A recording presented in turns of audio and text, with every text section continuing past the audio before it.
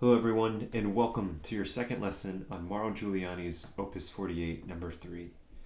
In today's lesson, we're going to talk music theory, and we're going to learn a little bit about major thirds and minor thirds and how to find these shapes on our instrument. Then we'll talk about the eyes and how we can use them to help with our left hand shifting, and we'll close out today's lesson by playing measures 1 through 12. So I'd like to start right at measure 9 today, right at beat 4. So the notes that we have there are F sharp, A, and back to F sharp. Now, there might be a slight temptation to do something like this. But we have to ask ourselves, why is this not quite correct? So what are we working on with this etude? Let's sort of kind of check back in again. And one of the big things is going to be PMI arpeggios. So remember, everything that you've played up to now has been mostly these PMI arpeggios on two adjacent strings. So with that in mind, and then also noticing that we have some finger indications here as well too. So because we have a 3, and because of this adjacent string PMI arpeggio, we're actually going to play this F sharp on the 7th fret on the 2nd string, and we're going to play A on the 5th fret 1st string, so we're in 5th position. And then now the pattern can continue as it was in last lesson, so we'll play P, M, I. And then we're going to shift to F sharp and D, back to 2nd position. And then let's find these again. We have, again, F sharp on the 7th fret and A on the 5th fret. This is going to be our minor third shape.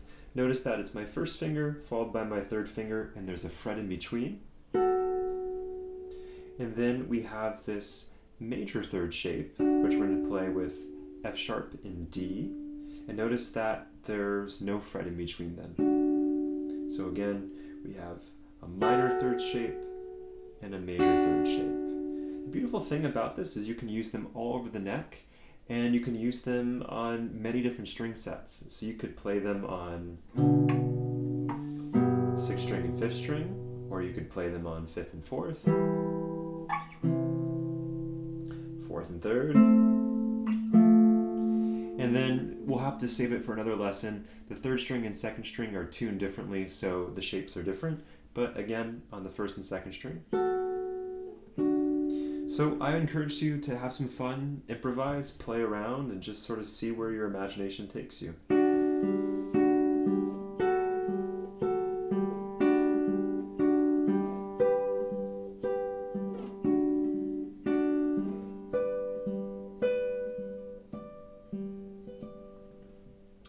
Let's do a little bit of music theory now. So I've been talking a lot about major thirds and minor thirds, but I haven't said much about what they actually are. So said simply, an interval is the distance between any two notes. All intervals contain two important features, the size and the quality. So to calculate interval size, count only the letter names from your starting note to your ending note.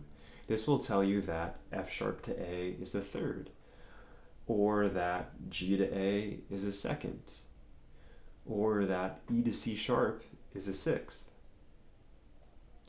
Now, this idea of major or minor or augmented or diminished or perfect, these are all types of interval qualities, and we're only going to talk about major and minor today, but we calculate interval quality by counting the half steps after our starting note.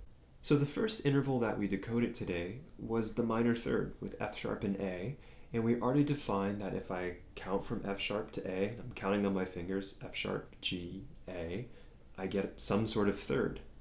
Now, if I want to determine the quality, I have to count the steps in between. So I'm going to skip the F sharp and look at my next note higher, or next half step higher, which is going to be G, which is 1. Now I go up again, G sharp, which is 2, and then I arrive on A. So 3 half steps equals a minor third. And that's just something that we have to kind of memorize, and in time there will be a certain sound and a certain shape, and they'll all be memorized and at your disposal. But these things take time, and this is how it starts. The second shape that we decoded was a major third, and we went from D to F sharp. So again, we've already counted D, E, F sharp, so it's some sort of third, But if I'm counting the quality now, where I want to determine if it's major or minor, I'm going to skip that first D and count D sharp is 1, E is 2, F is 3, F sharp is 4. So a major third has 4 half steps. It's a little bit wider sounding than a minor third. And subjectively, they sound a little bit happy sad. So major third and then minor third. Okay, let's talk about our eyes now. So in addition to being the window to our soul, they're actually the window to great shifts in our left hand as well.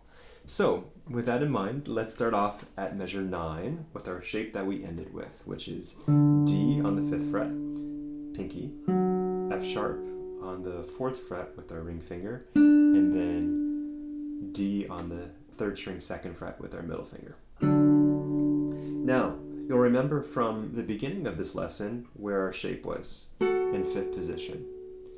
For me, it's very important that my eyes get there first. So I'm thinking, I'm playing this, I'm already looking at 5th position, I'm already looking where my 3rd finger is going to go, and now I'm looking at 2nd position where my major 3rd shape is. So let's try that a couple times. We're just going to go 1, 2, look ahead, 2, 3. Okay, with the metronome now. 1, 2, 3.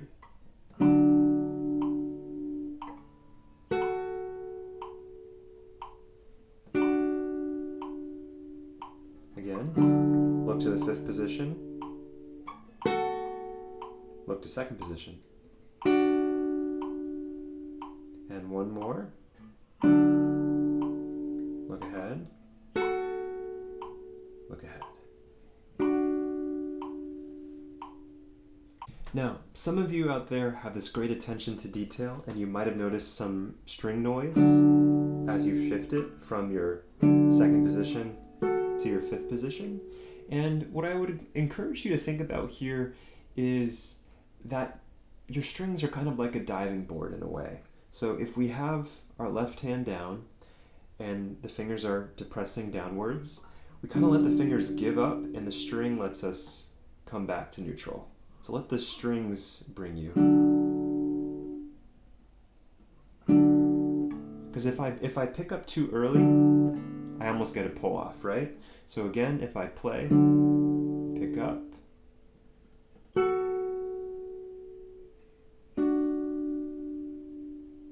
So now let's play that with the metronome, and we'll play all the way to the end of 12, starting at 9. Ready? 1, 2, 3, 4, 5, 6. Look to 5th position.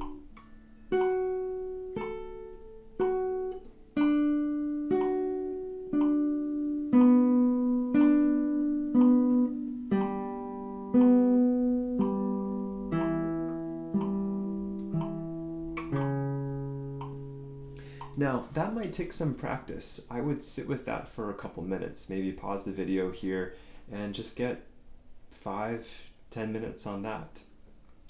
But with brevity in mind, let's go to our assignment for the day. So we'll play from measure 1 all the way to the end of 12. 1, 2, 3, 4, 5, 6.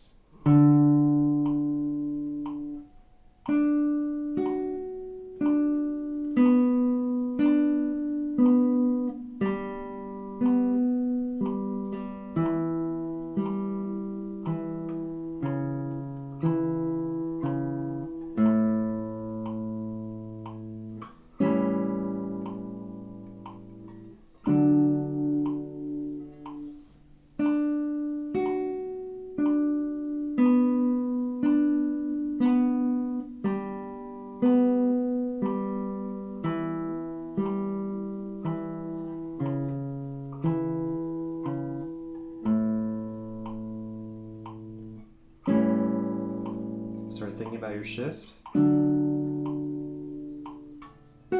about your shift.